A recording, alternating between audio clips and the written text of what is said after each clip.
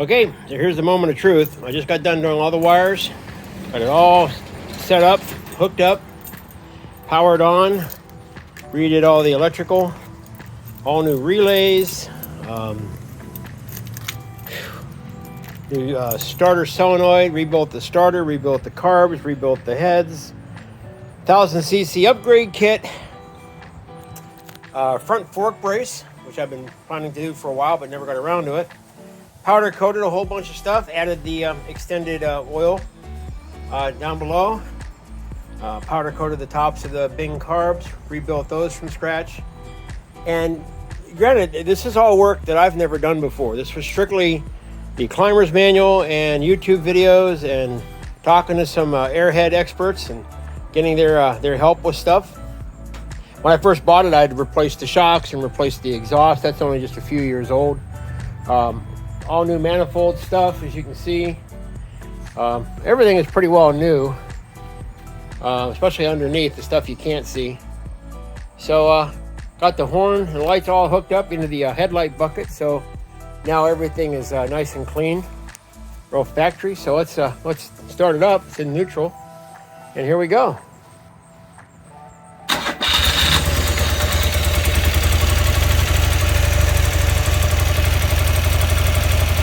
I'd already started it up previously to make sure, but there you have it. It's running good. I haven't balanced sync to carbs yet. I did from the when I first rebuilt them. I set them up, of course, from a start position, just so I could make sure it would start and run. But I still have that left to do. But as far as everything else goes, very nice. I put a horn relay in. Try to run dual horns. Dual hella horns. And of course I upgraded the side decals to 1000cc because that's what it is now. Oh, when I rebuilt the heads, Ted Porter sent me all the stuff I needed, including all the correct specs. I took it to a local machine shop that's been in business for probably half a century. They did a marvelous job. It's all set up for the larger exhaust valve and unleaded fuel. There you have it. I'm going to do a build book on it, and then I don't know if I'm going to put it up for sale or not. Everything's brand new. I mean, brand new cables. All the cables are brand new. Brand new sensor for the rear brake light from the front. Rebuilt the master cylinder. Rebuilt the calipers. New rotor. New brake pads. New stainless steel brake line. There you go. I still can't believe I did all that by myself. So while I'm thinking about it, I'm going to add a couple of other items. I put in new ignition coils. That was about a year and a half ago, before it went down, and I had to do all this rebuild stuff. I had replaced the ignition coils with Bosch ignition coils. A special shout out to Euromoto Electrics, Matt and Boomer and Jerry, and I'm sorry if I forgot everybody I've spoke to. I think I've talked to everybody there at least half a dozen times. I have bought thousands of dollars worth of stuff from them. But I want to tell you, if you want to rebuild an airhead, they have got everything you need.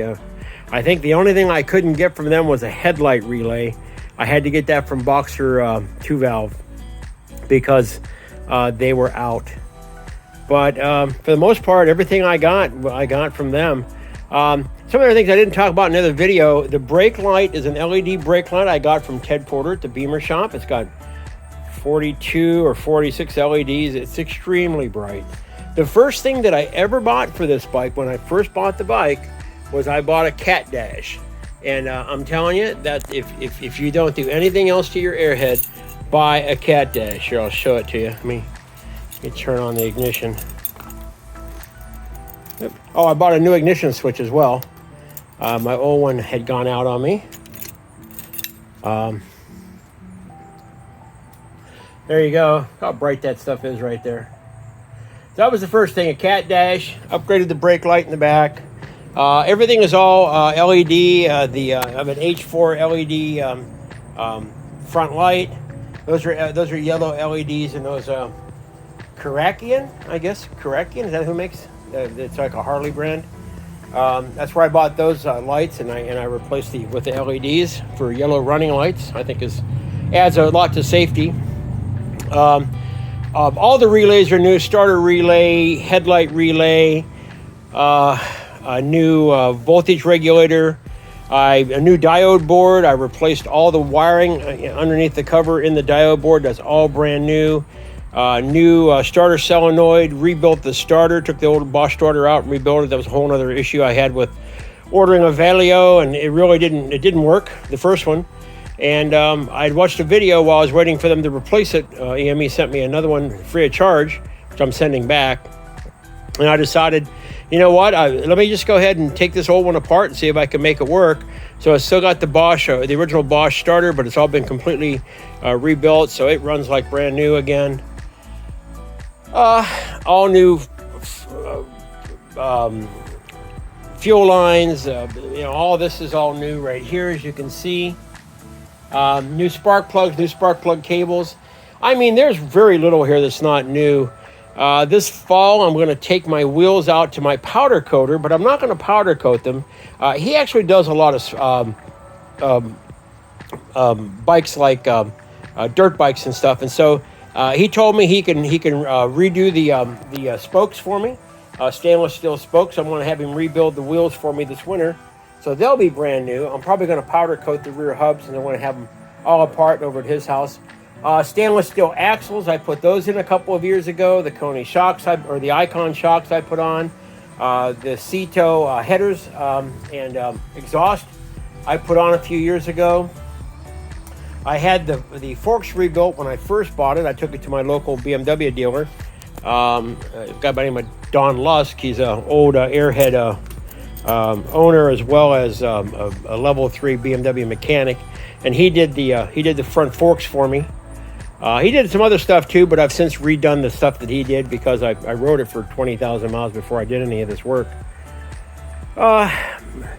New mirrors, I put the US style touring handlebars on it. I ran my Garmin, that's for my Garmin Nav 6 right there.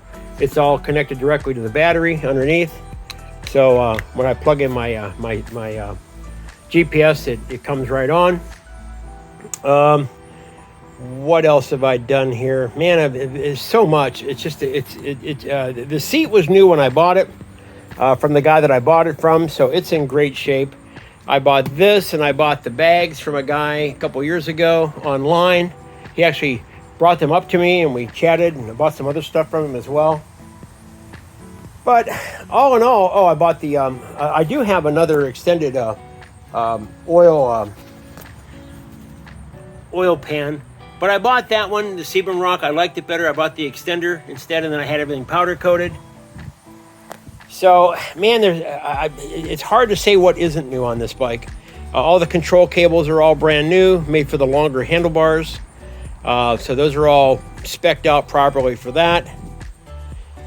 Just tires, I guess, and those are a couple of years old. Those are Conti Go's, which I rode on the tail of the Dragon. I really liked them. They since had a recall. I missed getting mine actually didn't fall into the numbers that they were talking about, but they were good tires. I still like them. They still have a lot of miles left on them. Oh, what else? Put a horn relay in for the horn. I ran the lighting and everything into the bucket. I spent so much time chasing down wiring gremlins that I learned the wiring schematic of this bike pretty well, and I learned what all the different things in the bucket do, so I was able to find a position in the bucket for my fog lights. So they come right on with the key. It's all done internally, and it's separately fused, but they're LED. They don't draw any real amperage of any kind. But it fired right up. First time, I was really surprised. I lashed the valves properly when I did it. I checked to make sure that the lifters looked good, so I didn't have to replace the lifters in it. The clutch and everything works just fine. It shifts good. I do have to replace all the fluids, which I'm going to do after the first 600 miles. I'm going to take everything out, replace all the fluids, new oil filter and everything, get it completely ready so it's going to be 100%, and then adjust the valves again and sync the carbs. I bought a carb syncing tool, so I'm going to use that. But yeah, there you go. There she is. So I think it's a great looking bike. It's a 78 R80/7. It only has a 20 some thousand, let's see, 20,284 original miles. But it's 45 years old. It started smoking real bad in the right cylinder a couple years ago. So it's been sitting basically apart and in pieces for the longest time because of that. And that's when I decided to do the 1000cc upgrade. And I didn't plan on redoing all the relays and stuff, but I was in there, and I'm just a glutton for punishment, I guess. I was like, you know, since I'm here, let's replace it all. So this is about as new a 1978 R80 as you're going to find anywhere on the planet. And chances are, if I kept it, and I could ride it another 45 years, probably just change the oil and put gas in it. So, and new tires. There you go. Thanks for watching. If you've stayed with me this long, I really appreciate it. It's been a labor of love. Taken me about 2 years to get it to this point right here. It runs good, it stops good. What more can I say? So, thanks for watching. If you like what you saw, please subscribe to my channel, press like.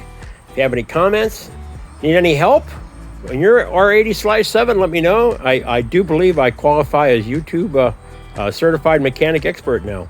So, take care.